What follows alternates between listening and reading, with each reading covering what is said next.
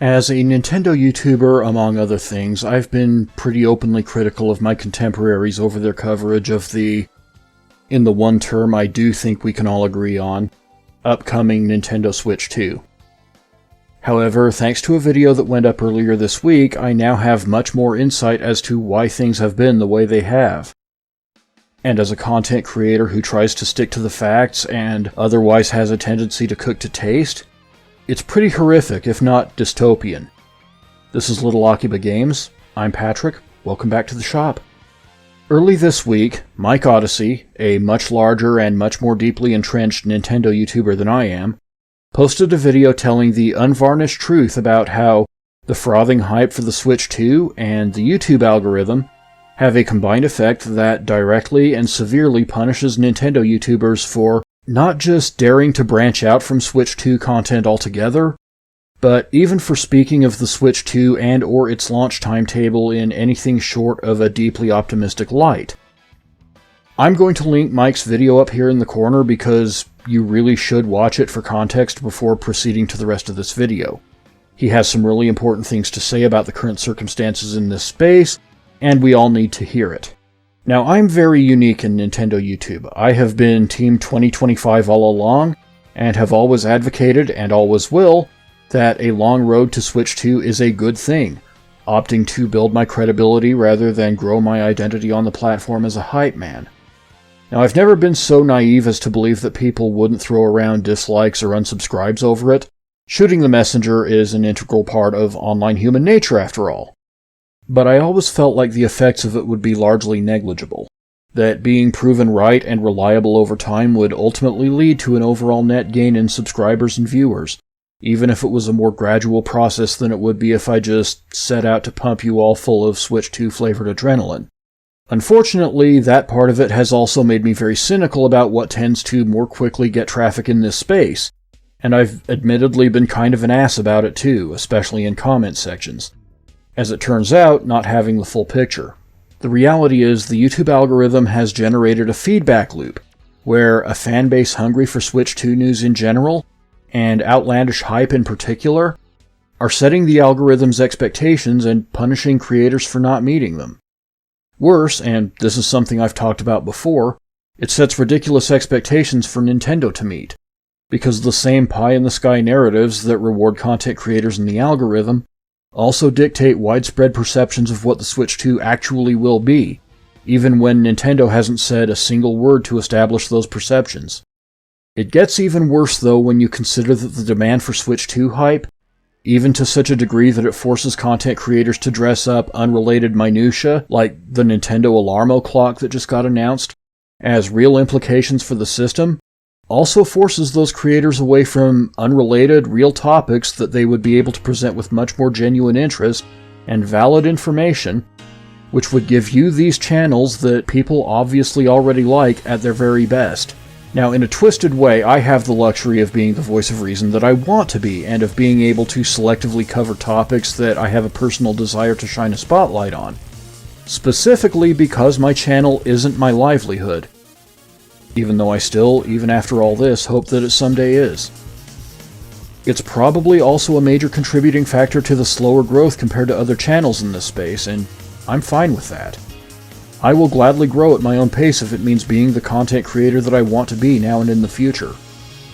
On the other hand, someone like Mike, or Zach over at Switch Force, or Sunbro, or Nintendo Prime, or Andres Restart, or so on and so forth, would take real tangible losses for saying the same stuff themselves that I say with relative impunity.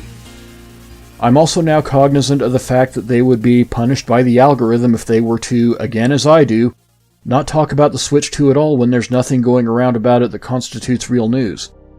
It's a travesty that this is the case, but here we are. So what do we do about it? We tell the algorithm what it is we actually want. At the end of every video, I put out the call to like, comment, share, and subscribe, and to click the notification bell to get all of my content as it goes up. But even I have been saying all that without truly understanding the importance and gravity of doing so in the context of how YouTube operates.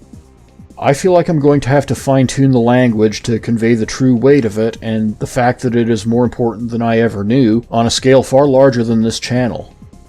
By not only clicking the notification bell, but also selecting the all option associated with it and then watching the content of your favorite channels, even when they aren't talking about the Switch 2 or any specific singular topic they might have gotten your interest from, you're truly supporting those content creators and giving them the freedom to be the best voices in the community that they can be. You're helping break the feedback loop of constant affirmations that the Switch 2 is imminent and that it's going to satisfy every last one of your gaming wants and needs, and that everything that has ever happened throughout human history is somehow an implication of its arrival. You're allowing content creators to filter out misinformation about the system so that while you might be less excited about it in the short term, you won't be setting yourself up for disappointment in the long term, and you'll be more genuinely informed overall.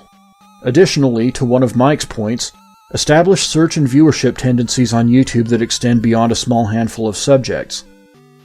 By doing this, the algorithm will reward content creators for covering any of the subjects you express an interest in, which will result in more of that content because the creators that it takes you to will be incentivized to provide more of what you're telling YouTube you want to see.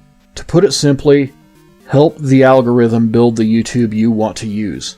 And frankly, because I know there are some of these people out there as well, if you genuinely want a YouTube that shines a bunch of artificial sunshine up your ass about the Switch 2, when we'll get it, and everything it will do, then you deserve all of the disappointment you'll inevitably get when the system finally launches. I have zero sympathy for hypaholics.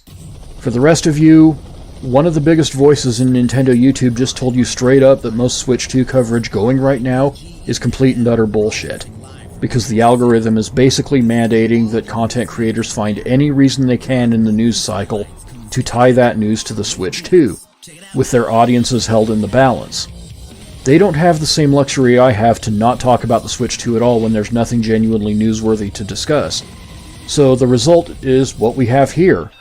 To paraphrase my good friend Mr. Sajano, all fluff and no stuff, because there's seldom any real stuff to cover.